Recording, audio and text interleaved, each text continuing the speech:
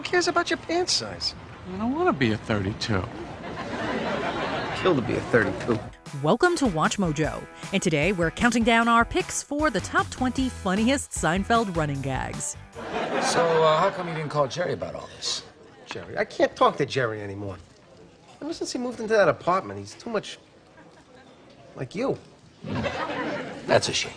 For this list, we're looking at the best running gags from the 9 seasons of Seinfeld. These can be recurring lines, actions, or personality quirks. What's your favorite running gag? Let us know in the comments. Hey Mojoholics! For a chance to win cash prizes, play our live daily trivia challenges every day at 3 p.m. and 8 p.m. Eastern only at WatchMojo.com/play. Number 20. Elaine's dancing. No one moves quite like Elaine on the dance floor, and that's probably for the better. When throwing a company party, she decides to get things started on the dance floor, much to everyone's excitement. Who's dancing? Come on, who's dancing? You want me to get it started? I'll get it started. That, of course, changes once she breaks out those little kicks. No one can quite believe what they're seeing. When George tells Jerry about what happened, Jerry reveals that he's known about her abilities for some time. What, you mean you know about this? For some time. It was about 5 years ago.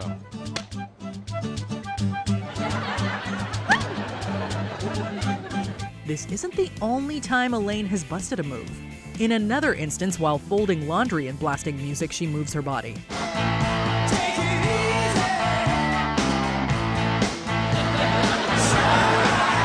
It's incredibly awkward and cringe-inducing to watch, but that's what makes it so memorable.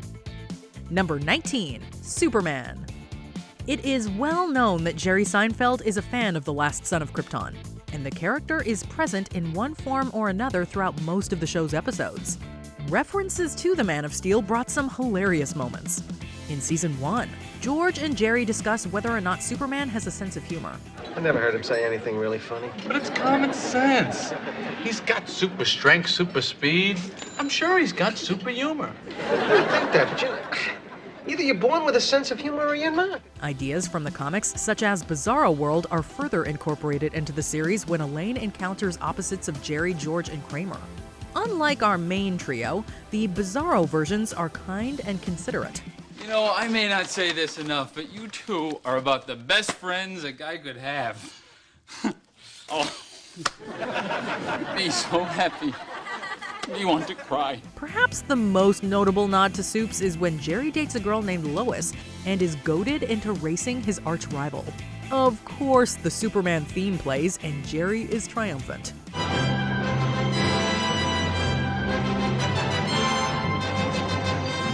Number 18. Jerry doesn't wanna. Maybe one day the pirate look will be in vogue, but Jerry wasn't having it when he had to wear a puffy shirt. The whole fashion faux pas was the result of Jerry agreeing to wear a shirt designed by Kramer's girlfriend Leslie on the Today Show.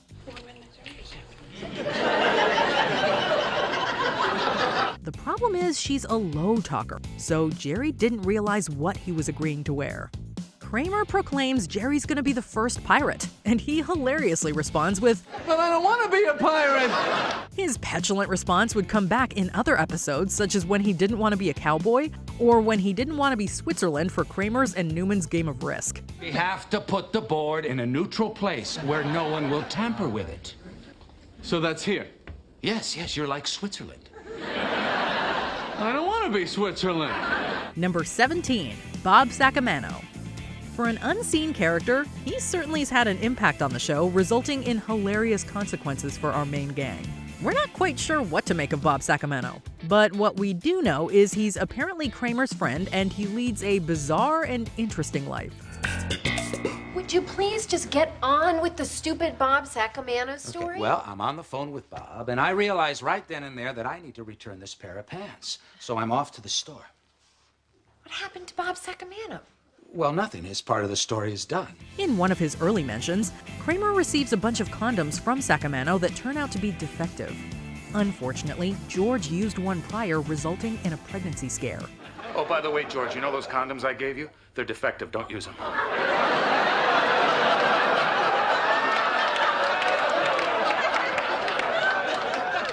What? Defective? Jerry befriends Sacamano when he and Kramer swap apartments. Sacamano at one point sells fake Russian hats in Battery Park that end up being poorly made, resulting in Elaine nearly getting fired and a Kenny Rogers Roasters shutting down. That's not going to be good for business. That's not gonna be good for anybody.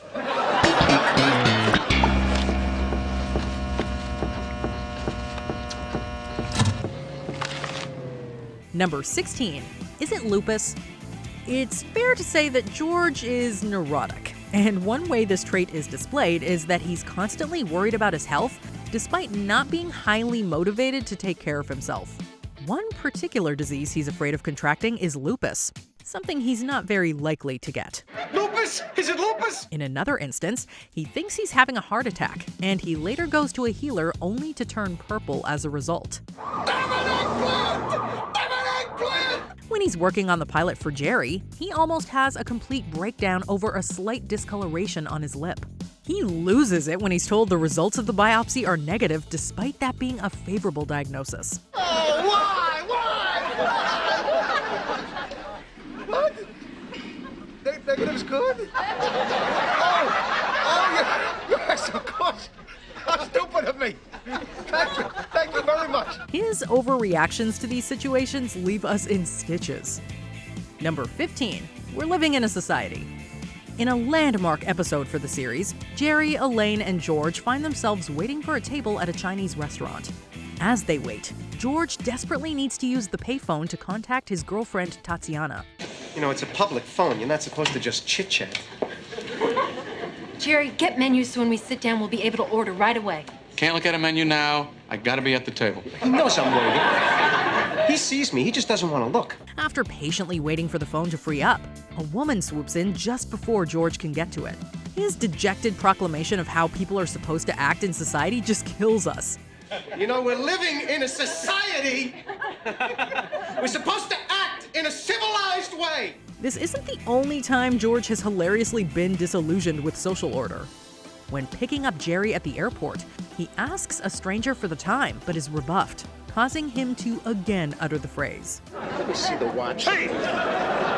What are you, some kind of nut? You know, we're living in a society. Number 14. George's eating habits. We get it, we love food, but George is on another level. We're talking about someone who successfully incorporated food into his lovemaking. Spicy mustard. Oh, you are hot tonight. Oh, George! Of course, that's just one extreme end of the spectrum. The way he eats is ravenous and messy. What's funny is that George is called out multiple times for his habits. At a tennis match, he's caught on camera eating ice cream in the messiest way. There's George! Holy cow, it's a scorcher. In another instance, he's insulted by a coworker for scarfing down shrimp at a meeting, spurring him to find the ultimate comeback. Hey, George, the ocean called. They're running out of shrimp. He's also fine with taking food from the trash, although we can't really blame him for not wanting food to go to waste. Number 13. That's a shame. For his part, Jerry is pretty even-tempered. He can sometimes get excited, but he frequently has a nonchalant response to some of the unfortunate situations his friends find themselves in. Hey, what is with the Yankees? They look like they're having trouble running. They can't move. It's their uniforms. They're too tight. They've shrunk. They're running like penguins. Forget this game. Oh, my God. Mattingly just split his pants. That's a shame. In one instance, George reveals that his plan to find out if his girlfriend has an eating disorder goes awry, and when he tells Jerry, his response is, Ah, that's a shame. It really highlights Jerry's indifference as a character, but also the show's ethos of not displaying any emotional growth or learning moments. Even funnier is that this gag extends to other characters who also display the same dismissive behavior. What's the deal with decaf? How do they get the caffeine out of there? And then where does it go?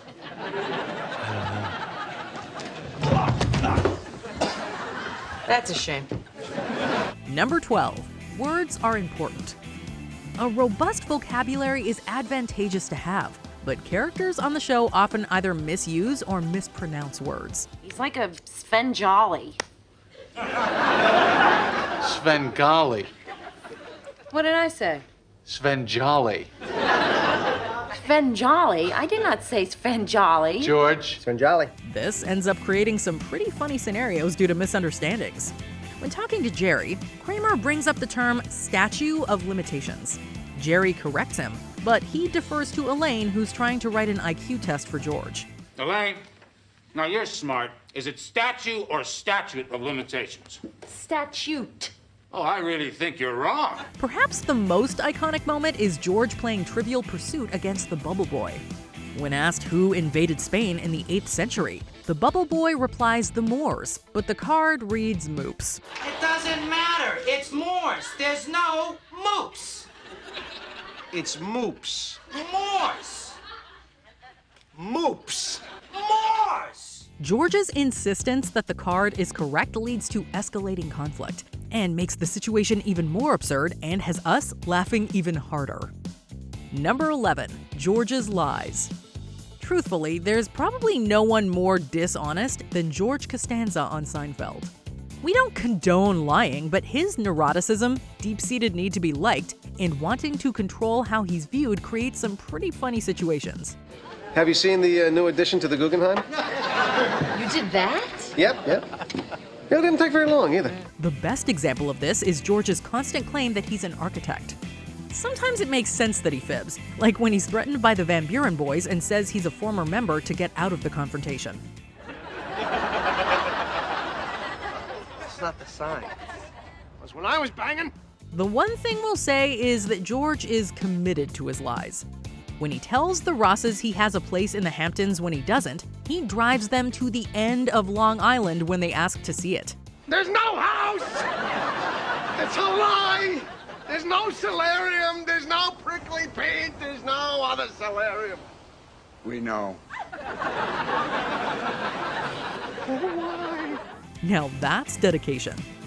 Number 10, who is this? Jerry, my hairdryer ruined the picture. I know I need another one or I can't get back into the Forbidden City. Who is this? Jerry! Simple yet effective is perhaps the best way to describe this classic running gag from everyone's favorite show about nothing. The joke worked like this. A member of the gang, usually George, would call Jerry in a frenzy, making an urgent and highly specific request that only Jerry would understand. And he'd reply by asking in a nonchalant manner, "Who is this?" Jerry, I'm trapped under my desk. Steinbrenner's in the room. You gotta help me. Who is this? Jerry. The gag works because of the juxtaposition between George's desperate, often hysterical behavior and Jerry's cool, calm, and collected way of responding to it. Of course, sometimes Jerry himself fell prey to the joke, but it always worked best when it was George on the other end of the line. Yeah. Jerry! The Japanese guys had sake in the hot tub. You gotta get them out of the drawers and get them down here, or I don't have a focus group to sell the pilot to Japanese TV. Uncle Leo? Jerry! All right, I'll wake him up. Number 9, Elaine and Putty breaking up. You don't want it to be someone you know, and you don't want it to be someone better than you. Now, even though the latter's obviously impossible, the former still applies. David Putty, often referred to simply as Putty, was Elaine's on-again, off-again boyfriend who first popped up in the season 6 episode, The Fusilli Jerry. The running gag between these two was that they broke up and got back together so often, it became totally meaningless to both of them.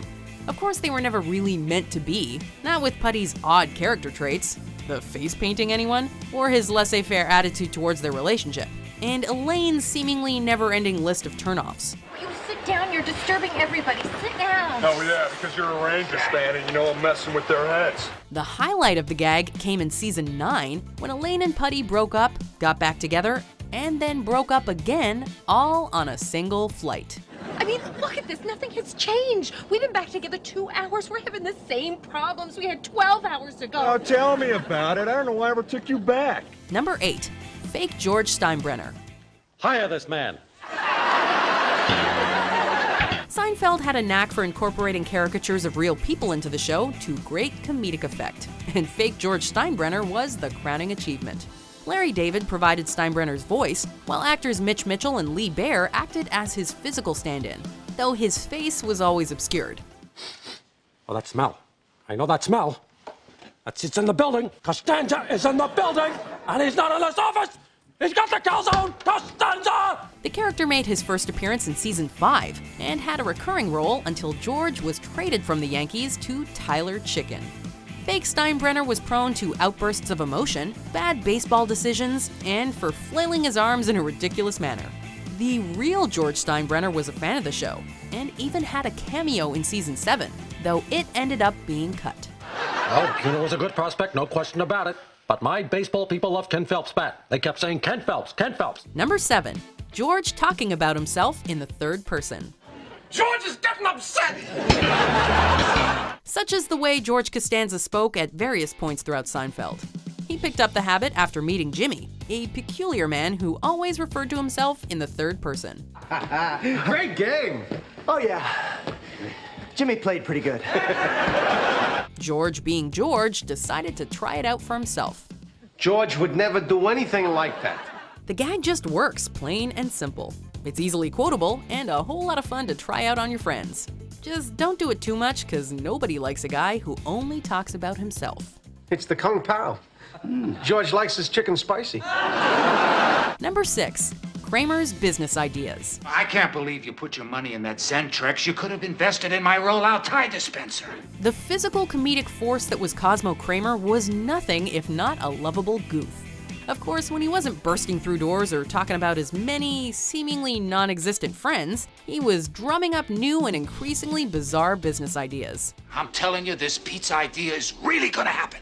From a pizza restaurant where you get to make your own pie, to the infamous Peterman reality tour, Kramer had an ostensibly never-ending list of ways to make money.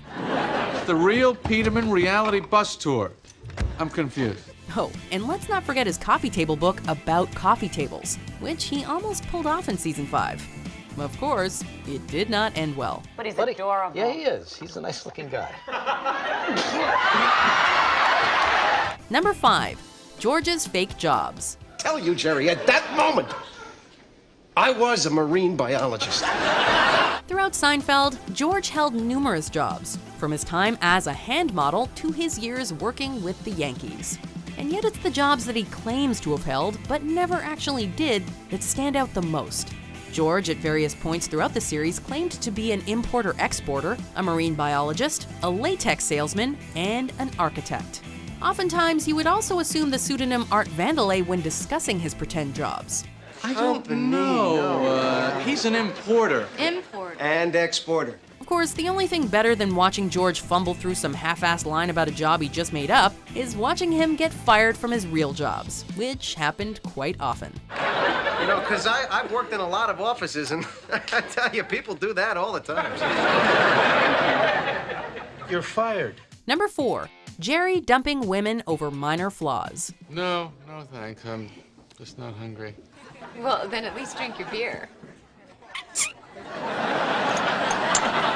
Jerry dated a lot of women, with the official number listed at 73. And yet he somehow managed to torpedo every single relationship he was in. This was mainly due to his compulsion for seeking out flaws in the women he went out with, regardless of how small they might have been. Well, you know, we were having dinner the other night, and she's got the strangest habit. She eats her peas one at a time. You've never seen anything like it. It takes her like an hour to finish them. Jerry broke up with a woman because she ate peas one at a time, and broke up with another because she had man hands. Neurotic, fickle, and emotionally detached, Jerry was not exactly boyfriend material. So, where were we? I was just leaving. Right, you were leaving. Number 3. Get Out. The physical humor in Seinfeld was always top-notch. And while most will point to Kramer as the best physical comedian of the bunch, it's Elaine's penchant for pushing people in a fit of excitement that remains one of the show's most memorable gags. What?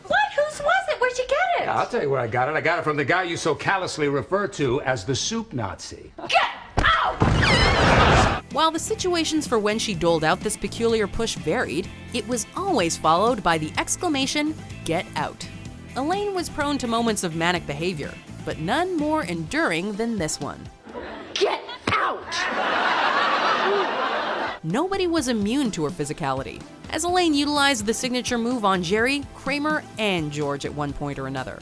George Costanza Yeah? is getting married! Number 2. Hello, Newman. Investigation? Hello, Jerry. Hello, Newman. It'd happen every couple of episodes. Newman would bump into Jerry, and the two would share the following exchange. Both men had their own way of saying hello, but the one similarity is that they would both do it in a way that expressed their deep-seated hatred for one another. Even Jerry's mom addressed Newman with contempt. Hello, Mr. Seinfeld. Hello, Newman. The reason behind their dislike of one another was never revealed, but it hardly mattered. Hello, Jerry. Hello, Newman. The pleasure of this gag came from its consistency and the fact that Newman was such a dastardly little weasel, and Jerry was so utterly offended by his presence. And you thought you hated your neighbor. Hello, Newman.